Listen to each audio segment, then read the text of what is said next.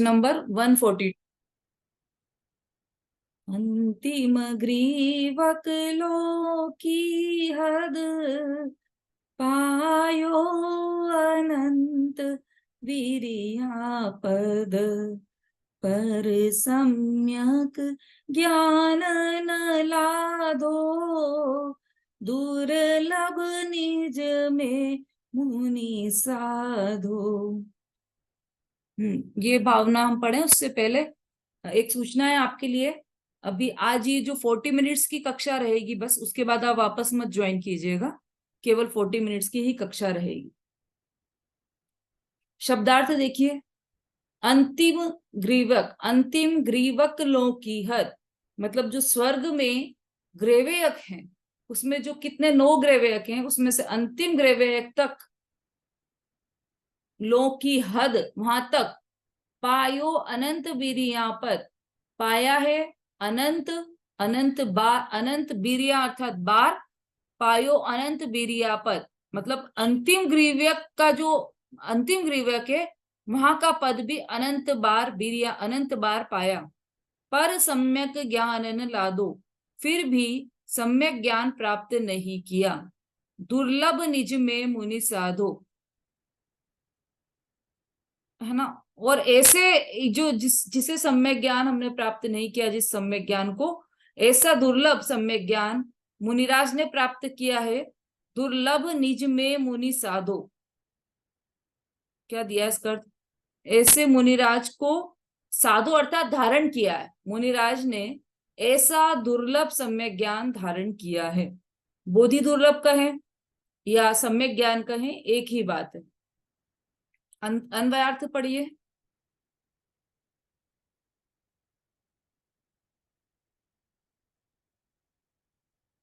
विशु जी। जी दीदी, जय जिनेन्द्र। हम्म। अंतिम नवमी ग्रेवियक तक के पद अनेक बार पाए, पर सम्यक ज्ञान नहीं पाया। ऐसे कठिन सम्यक ज्ञान को दिगंबर मुनिराजों ने ही अपनी आत्मा में धारण किया है। देखिए, अंतिम मतलब अंतिम 9वें ग्रेवेयक तक, इसका मतलब कि ये आत्मा अनादि से है और इसने यह आत्मा अनंत बार उत्पन्न हुआ है और अनंत काल तक अनंत भव किए हैं इसने, आत्मा ने। तो उसमें नरक के तो अनंत भव किए, पशु के भी अनंत भव किए, मनुष्य के भी अनंत भव किए और देव के भी अनंत भव किए।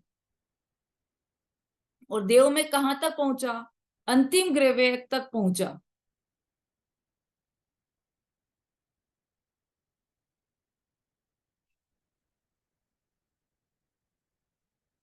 कैसे पहुंचा?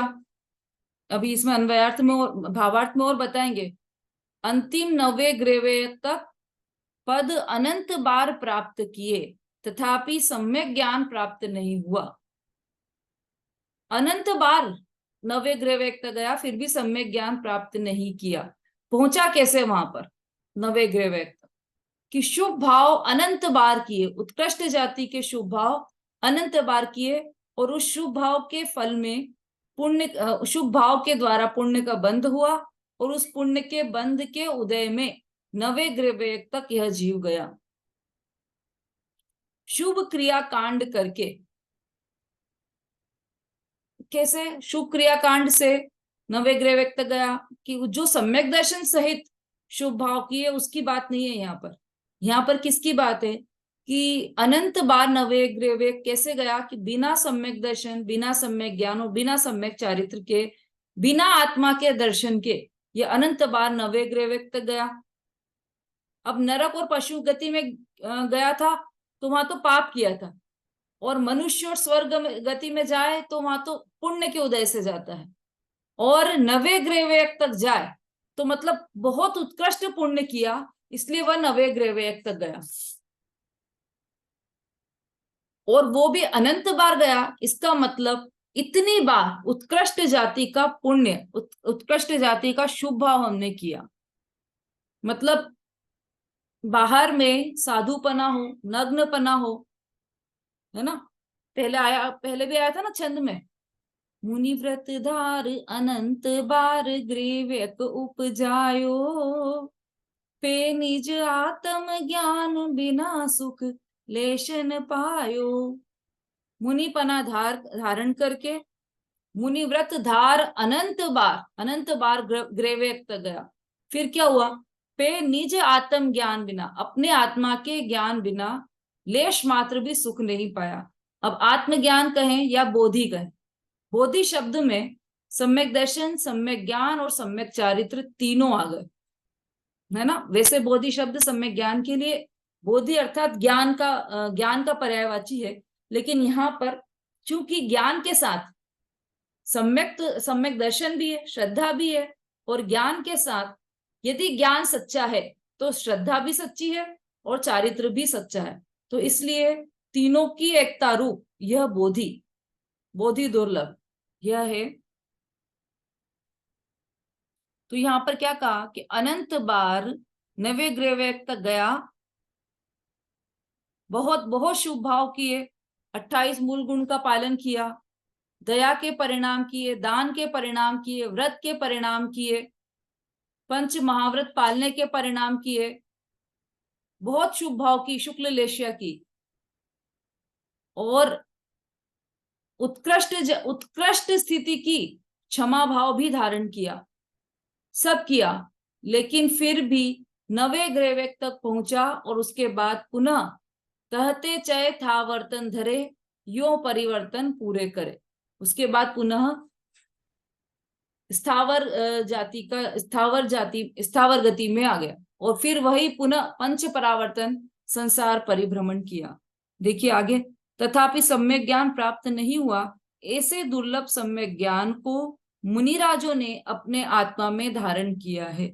ऐसे दुर्लभ सम्यक ज्ञान को मुनिराजों ने धारण किया है, इसीलिए यहाँ पर मुनि साधो लिखा है ना, दुर्लभ निज में मुनि साधो। क्यों लिखा है ये शब्द मुनिराज के लिए? क्यों लिखा है कि मुनिराज को पूर्ण रूप से सम्यक दर्शन तो सम्यक दर्शन तो आत्मानुभूति तो चौथे गुण स्थान में भी हो गई, ज्ञानी जीव को भी हो गई, गृहस्थी में भी हो गई आत्मानुभूति, तो श्रद्धा वहां पर ही पूर्ण रूप से सम्यक हो गई, ज्ञान भी वहां पर पूर्ण रूप से सम्यक हो गया। लेकिन यहाँ पर मुनि शब्द इसलिए लिया है क्योंकि मुनिराज को उत्कृष्ट रूप से, पूर्ण रूप से चारित्र भी प्रकट हो गया। सम्यक दर्शन, सम्यक ज्ञान और सम्यक चारित्र तीनों ही मुनिराज को उत्कृष्ट रूप से प्रकट हुए हैं, इसलिए यहाँ पर मुनि शब्द लिया है। सरिता जी बोलिए। दीदी मैं ये बोल रही थी कि नौवीं ग्रेवक से भी अपन एक इंद्रिय वगैरह में चले आते हैं। हाँ हाँ हाँ बिल्कुल, उसमें आया ना, अभी बता ना, कोटि जन्म तप तपे ज्ञान बिन कर, अभी क्या बोला था? कोटि जन्म, यही बोला था दीदी आपने, कोटि जन्म नहीं नहीं, अंतिम ग्रेवक, अंतिम ग्रेवक लो सुख ये तो बोधि दुर्लभ भाव है, अभी कुछ बोला था ना ऐसा। मुनि हाँ। नहीं, मुनिव्रत धार अनंत बार ग्रीवक उपजायो, पे निज आत्म ज्ञान बिना सुख लेश न पायो। सुख लेश मात्र भी सुख नहीं पाया, और उसकी पहले एक और लाइन बोली थी कि क्या बोला था?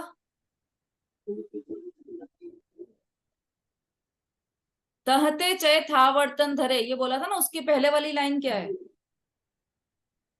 जो विमान वासी हो था सम्यक दर्शन बिन दुख पाए, कहते हाँ, चाहे खावर तुम धरे, यो परिवर्तन पूरे करे, ऐसा। तो विमानवासी तो, जो विमानवासी देव है वहां से भी निकलकर स्थावर बन सकता है।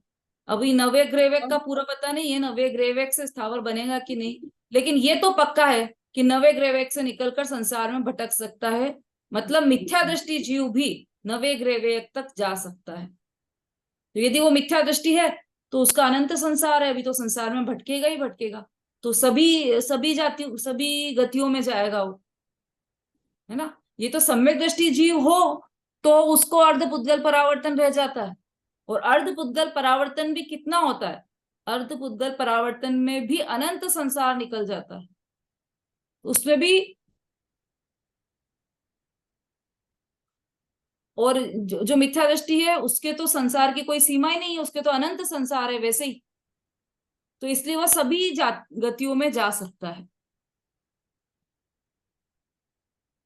ऐसे दुर्लभ सम्यक ज्ञान को मुनिराजों ने अपने आत्मा में धारण किया है।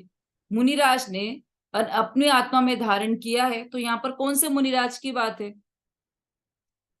क्योंकि सम्यक ज्ञान को धारण किया है ना, इसलिए ये सच्चे निर्ग्रंथ दिगंबर भावलिंगी संत की बात है। सम्यक ज्ञान प्राप्त नहीं किया, इसलिए अंतिम 9वें ग्रह तक जा सकता है। तो उसमें ऐसा क्राइटेरिया नहीं है कि जिसने निर्ग्रंथ पद धारण किया है वह संसार में परिभ्रमण नहीं करेगा। यहाँ पर तो ये लिखा है कि अंतिम 9वें ग्रह तक पद प्राप्त कर लिया, अनंत बार प्राप्त कर लिया। इसका मतलब यह हुआ कि वह मोक्ष का रास्ता नहीं है ना। अंतिम 9वें ग्रह तक जिसके द्वारा पहुंचा गया वह मोक्ष का रास्ता नहीं है। किसके द्वारा पहुंचे हम अंतिम 9वें ग्रह तक? किन परिणामों के द्वारा? शुभ परिणामों के द्वारा हम 9वें ग्रह तक पहुंच गए, अनंत बार पहुंच गए, उत्कृष्ट जाति के शुभ भावों के द्वारा। तो इसका मतलब, सीधा मतलब यह हुआ कि शुभ भाव मोक्ष का साधन नहीं है, मंद कषाय मोक्ष का साधन नहीं है। इससे अलग जाति का कोई दूसरा और कोई मोक्ष मार्ग है?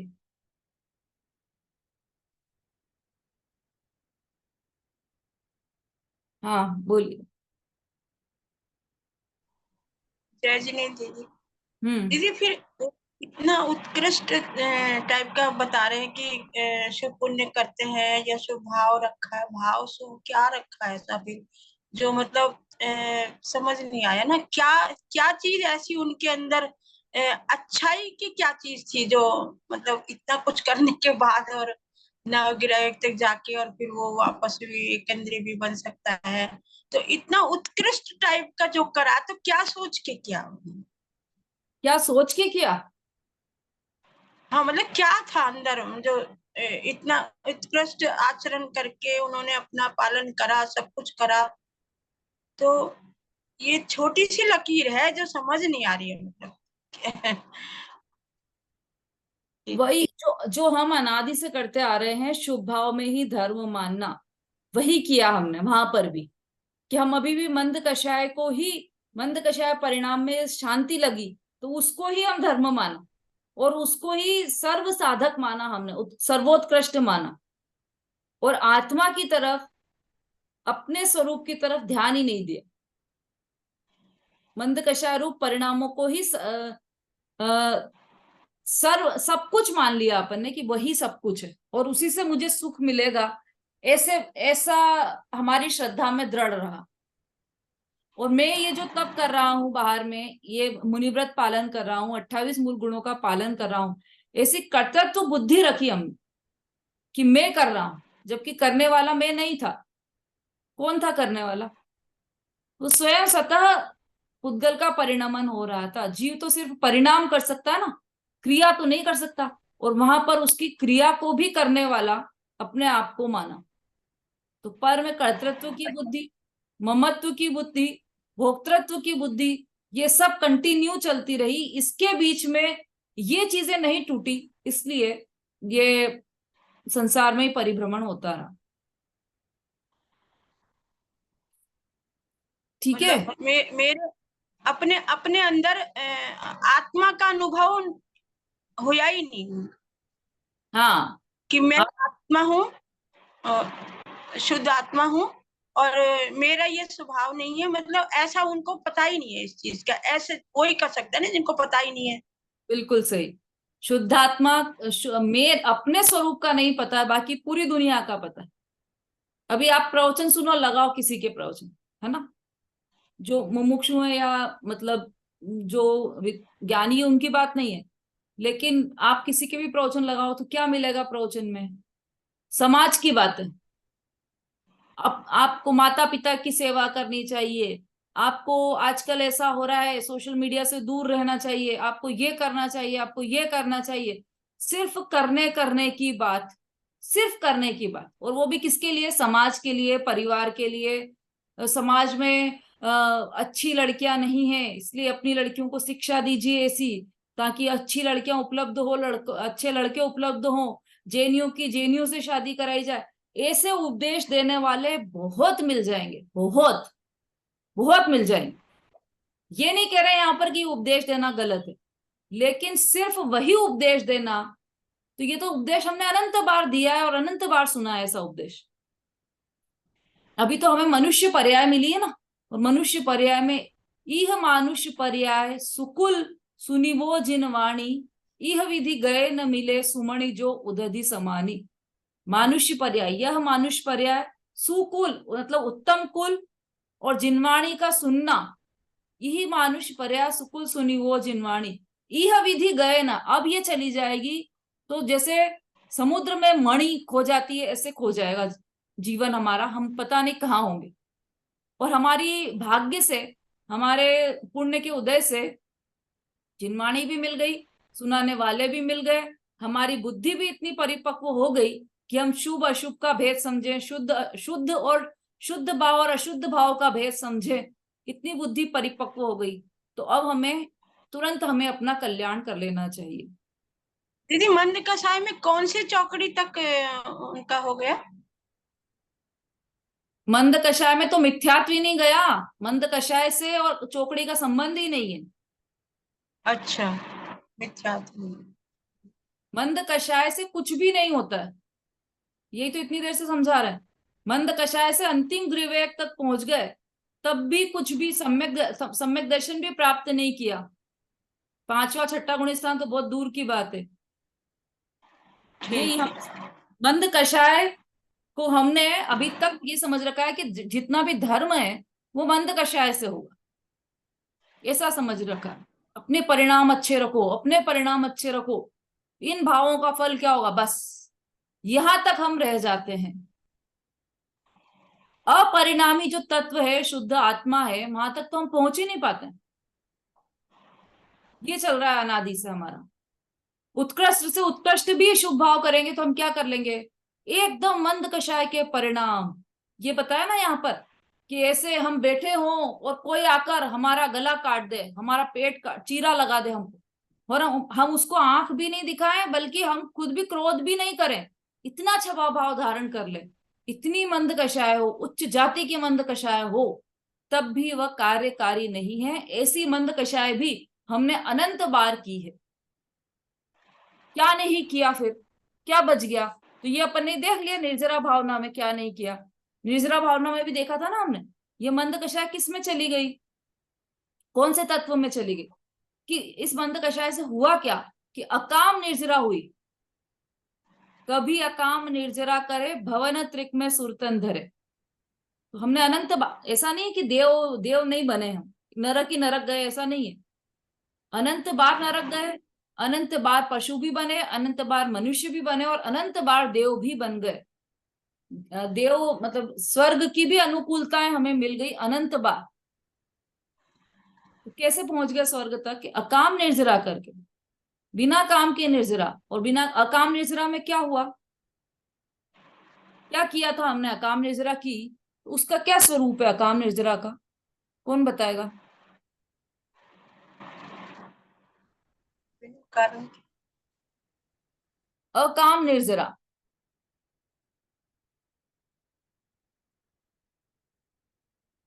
ये 3-4 हैंड ही रेज हो रहे हैं बार बार, और सब कहाँ है भाई?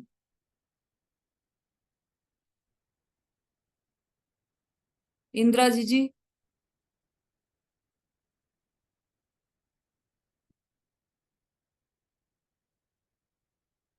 वंदना जी,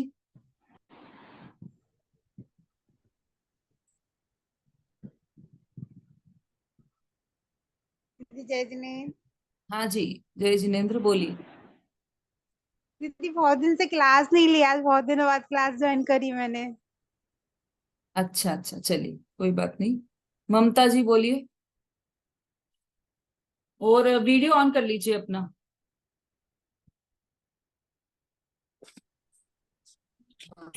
जय जिनेंद्र दीदी, हाँ, ये शुभ आश्रम के द्वारा होती है काम निर्जरा।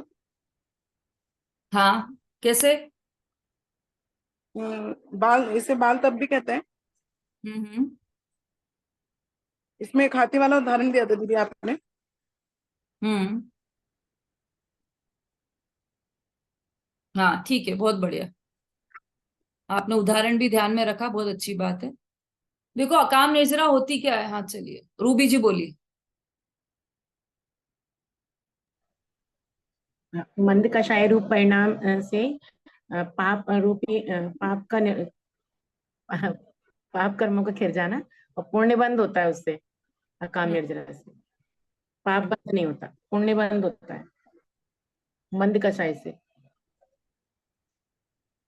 ठीक है, और कोई थोड़ा और स्पष्ट कर सके कोई? अभिलाषा जी। दीदी, काम माने इच्छा, अकाम माने बिना इच्छा के जो होता है उसे अकाम निर्जरा, कर्मों की निर्जरा होती है उसे अकाम निर्जरा कहते हैं। जैसे हमने पूजा पूजा वगैरह कर रहे हैं और उसी समय है ना भोजन मिलने में देर हुई, तो भी हमने मंद कसाय रूप परिणाम किए कि मैं बाद में भोजन करूंगा, और कितनी भी देर होने के बाद हमारे परिणामों में अगर स्थिरता रही, तो जो इस समय निर्जरा होती है अकाम निर्जरा, अकाम निर्जरा को बिना काम की निर्जरा भी कहते हैं। हाँ, अकाम निर्जरा का ओरिजिनल अर्थ बिना काम की निर्जरा ही है वही कह रहे हैं। है ना? उसका इच्छा से संबंध नहीं है कि बिना इच्छा के निर्जरा, इच्छा पूर्वक रोकता है वो,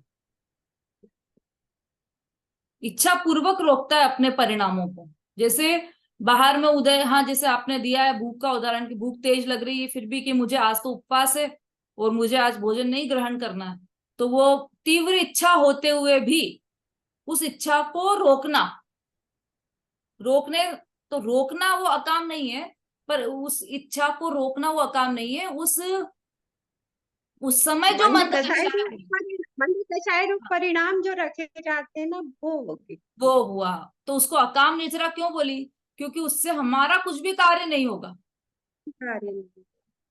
हमारा कुछ भी कार्य नहीं, कि हमें तो सुख चाहिए ना, तो सुख कहाँ पर है? कि मोक्ष में है, संवर निर्जरा के द्वारा प्राप्त होगा। तो उस अकाम निर्जरा से संवर निर्जरा नहीं हुई, वो बिना काम की निर्जरा है,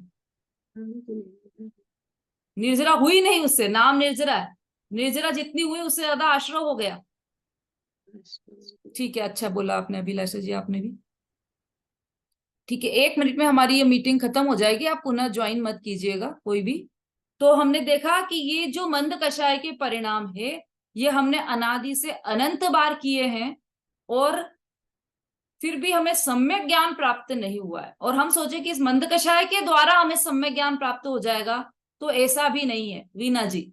मंद कषाय के द्वारा मोक्ष तो प्राप्त होगा ही नहीं, लेकिन मंद कषाय के द्वारा सम्यक ज्ञान, सम्यक दर्शन, सम्यक चारित्र ये भी प्राप्त नहीं होंगे। पर सम्यक ज्ञान न लादो दुर्लभ, ऐसे दुर्लभ सम्यक ज्ञान को मुनिराजों ने अपने आत्मा में धारण किया है। चलिए ये अपना हो गया है, भावार्थ पढ़ना है। हाँ रूबी जी, कोई प्रश्न है क्या आपका? हाँ जी दीदी, वो हम लोग ने सम्यक दर्शन के भेद में पढ़ा था, प्रसम संवेग अनुकंपा आस्तिक्य, तो मंद कषाय रूप ही तो था वो भी, और मंद कषाय रूप रहेंगे तभी तो पैदा होगा, मतलब ऐसा कुछ लग रहा मुझे। बहुत बढ़िया क्वेश्चन पूछा। प्रशम, संवेग, अनुकंपा और आस्तिक्य,